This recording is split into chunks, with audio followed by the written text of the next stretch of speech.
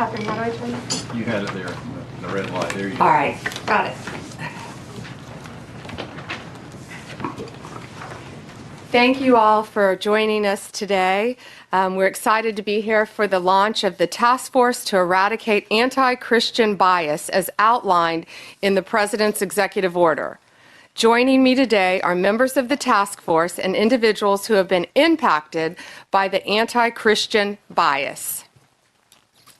Together, this task force will identify any unlawful anti-Christian policies, practices, or conduct across the government, seek input from the faith-based organizations and state governments to end anti-Christian bias, find and fix deficiencies in existing and regulatory practices that might contribute to the anti-Christian bias.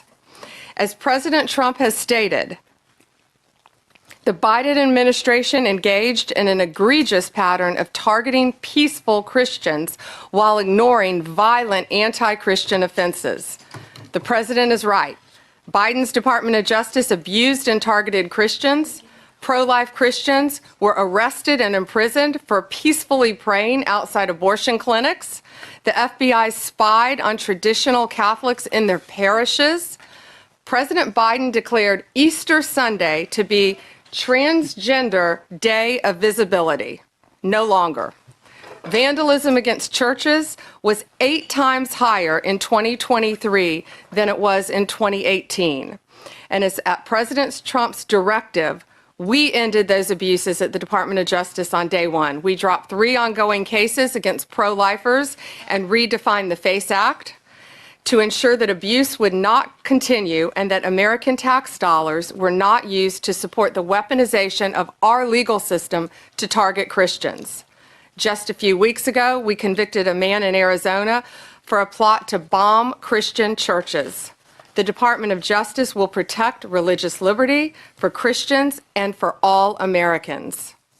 We'll work closely with everyone around this table and take a whole-of-government approach to solving this problem, and ultimately protect Americans' First Amendment rights.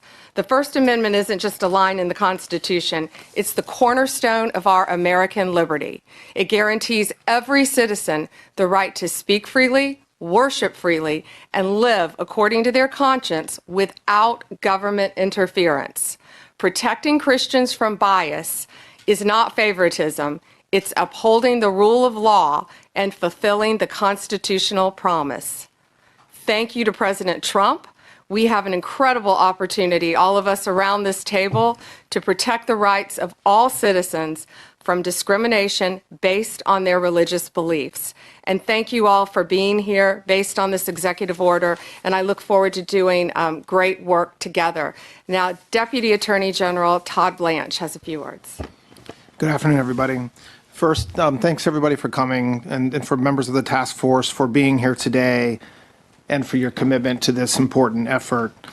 If you look around this table and the leadership that's here, I know that combined with our shared determination to establish sound, effective policies and to push back against any form of anti-Christian or anti-religious bias that has taken root within the federal government, this will allow us to carry out the President's executive order. I want to echo what Attorney General Bondi just said. Supporting the free expression of faith is not just a constitutional principle. It is something that all forms of civil government should be encouraging. At its core, the executive order we're here to talk about today affirms a fundamental truth. Every individual has the freedom to choose their religious faith. And once made, that choice should never be subject to discrimination or bias from our government. Now, unfortunately, over the past several years, we've seen troubling signs to the contrary. We have witnessed actions that suggest an underlying bias against people of faith, particularly Christians. This task force was created to make sure this never happens again in America. We will investigate what went wrong, uncover facts, and ultimately chart a path forward. So today, we're going to hear from individuals who will share their personal stories, stories that reflect broader trends and challenges from the Biden administration's policies.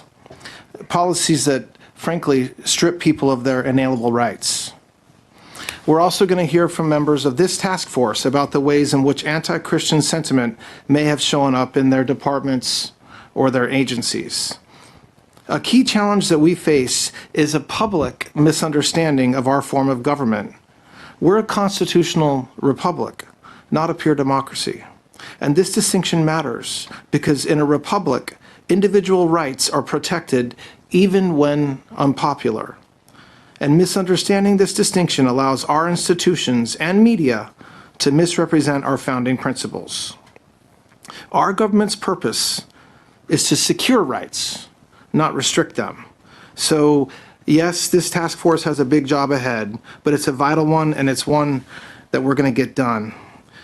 Finally, I want to thank the members of the media who are with us today. We appreciate your attention and your presence for this opening portion of the meeting. At this time, we'll be moving into our internal discussions, and so if you would please make your way out, we'll then continue with the rest of our work in a closed session. Thank you very much. Can we ask one question on topic? And it was the examples that each department's looking for.